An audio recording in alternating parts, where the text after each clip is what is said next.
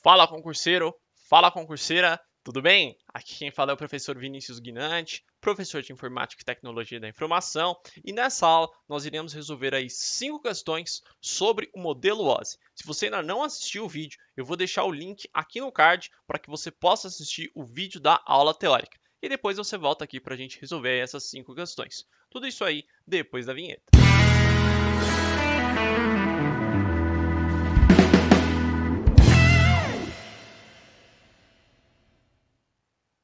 Muito bem, então, galera, antes da gente começar, eu gostaria de fazer aquele pedido para que você se inscrevesse aí no canal, se você ainda não é inscrito. Deixa o like aí, que isso ajuda bastante a gente. E comenta se você tiver alguma dúvida, alguma sugestão, ou então já deixa o joinha, que isso aí também ajuda no engajamento, ok? Vamos para os slides e vamos aí conhecer um pouquinho sobre essas 5 questões. Muito bem, então, 5 questões modelo OSI. Primeiramente, galera, gostaria de anunciar o nosso curso de resolução de questões, que está já no segundo lote. Tá? É um curso de resolução de exercícios ao vivo, focado aí para carreiras policiais. Tá? Vai ser feito aí no dia 10/10, das 8h30 às 5h30. Para mais dúvidas, me chama lá no Instagram que eu te passo. E se você ainda me chamar lá e falar que veio por esse vídeo aqui, eu ainda te faço um descontinho especial. E também tenho aí o nosso vídeo de resolução, o nosso curso para o ISS de Aracaju, que é igual aí o edital para o TCE do Rio de Janeiro. Então, se você tem interesse, usa lá o cupom VINI10, que ele vai te dar 10% de desconto nesse nosso curso em parceria aí com o Qualis Concursos. Muito bem, galera, vamos lá então aí para a nossa primeira questão. CESP 2018. A propósito dos modelos OSI, TCP e IP, julgue julgue aí o próximo item. O modelo OSI é definido aí por 9 camadas, entre as quais se destacam as camadas de aplicação, transporte, rede e a camada física. Bom, a questão ela parece linda, bonita, bem feita, mas tem apenas um erro nessa questão, que ele não é composto por 9 camadas, e sim por 7 camadas, conforme nós vimos lá na aula anterior. Então, questãozinha bem tranquila, bem de boa, tá? Não vejo motivos para errar, então gabarito aí errado, ok? Próxima questão, questão de número 2. Considere as características abaixo. Representação de bits. Os dados dessa camada são formados aí por fluxo de bits, sequência de zeros ou S, sem nenhuma interpretação. Para serem transmitidos, os bits devem ser codificados em sinais elétricos ou ópticos. Essa camada é que define o tipo de codificação, como o 0 ou 1 serão convertidos em sinais. Próxima característica, taxa de dados. O número de bits enviados a cada segundo também é definido nessa camada. Em outras palavras, ela é que define a duração de um bit, que é o tempo que perdura. E depois, modo de transmissão. Essa camada também define aí os sentidos das transmissões dos dispositivos, simplex, half duplex e full duplex. Galera, só da gente ler a primeira característica ali já dava para matar essa questão, tá? Questão muito fácil, muito tranquilo, mas vamos destacar ali alguns itens que podem cair na sua prova, tá? Primeira coisa, primeiramente aqui, o fluxo de bits, né, pessoal, é a informação que é transmitida ali num cabo, tá? Então, por exemplo, ele vai transmitir lá 0, 0, 0, 1, 0, 1, 1, 1. Então, é assim que é feita a transmissão de sinais, tá? Então, são sinais elétricos. Então, por exemplo, para eu representar um sinal elétrico, eu coloco ali dentro de um cabo mais 5 volts. Ou então, eu coloco ali para representar o 0, melhor, aqui para representar o 1, aqui para representar o 0. Então, eu coloco lá menos 5 volts de tensão, ok? Bom, essa camada ela define aí o tipo de codificação que vai ser feita. Tá? Bom, bit a gente já sabe o que é.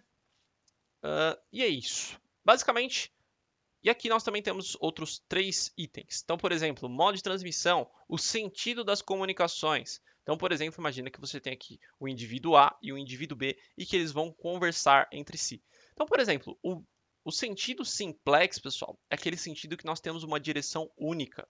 Então, nós temos só o indivíduo A envia e só o indivíduo B recebe. Aí você deve estar se pensando, nossa, mas para que eu vou utilizar um sentido de comunicação onde só um escuta e o outro fala? E você deve ver isso todos os dias, tá? Por exemplo, quando você está escutando uma rádio ou quando você está assistindo TV, aonde você só tem um emissor e onde você só tem um receptor, ok? Bom, o half duplex ele já tem aí um sentido de comunicação dupla, mas nunca ao mesmo tempo, tá? Então, por exemplo, só quando o indivíduo A fala, o indivíduo B escuta.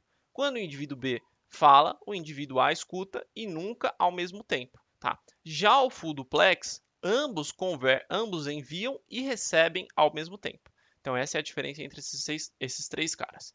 Galera, só pelo que nós vimos aqui, né, não tem nem como ter dúvidas que a alternativa dessa questão é a letra D, camada física, tá? Só por ele falar aqui que nós temos o fluxo de bits, né, todas essas coisas aí, nós já colocamos aqui como a letra D de dado, principalmente aqui pela parte da voltagem, né? Obviamente a gente só trabalha com isso na camada física, ok?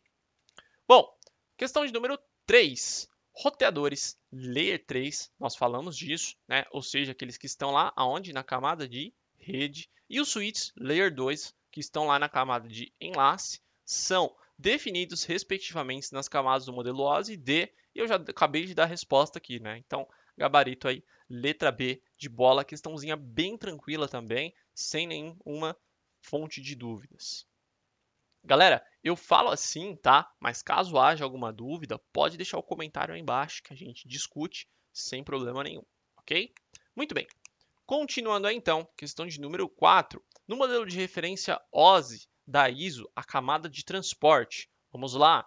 Letra A controla a operação da subrede, determinando a maneira como os pacotes são roteados da origem até o destino. Não, né, galera? Quem faz isso é a camada de rede, né? Falou aqui em roteamento, a gente já sabe que isso aqui é algo aí da camada de rede, ok? Bom, letra B. Faz com que o transmissor divida os dados de entradas em quadros de dados e os transmita sequencialmente. Bom,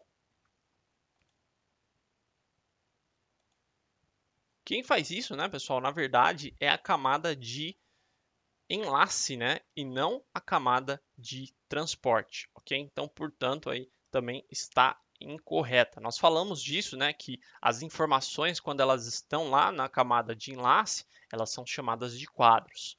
Letra C. Oferece diversos serviços, como o controle de diálogo, o gerenciamento de símbolos e a sincronização, realizando a verificação periódica de transmissões longas para permitirem que elas continuem a partir do ponto que estava a ocorrer uma falha. Galera, isso aqui nós não comentamos em sala, mas saiba que é uma característica aí da camada de sessão, ok? Letra D. Tem como principal tarefa a transformação de um canal de transmissão na sua forma original em uma linha que aparentemente ser livres de erros de transmissão não detectados para a camadas de rede. E na verdade também quem faz isso aqui é a camada de enlace, tá, galera?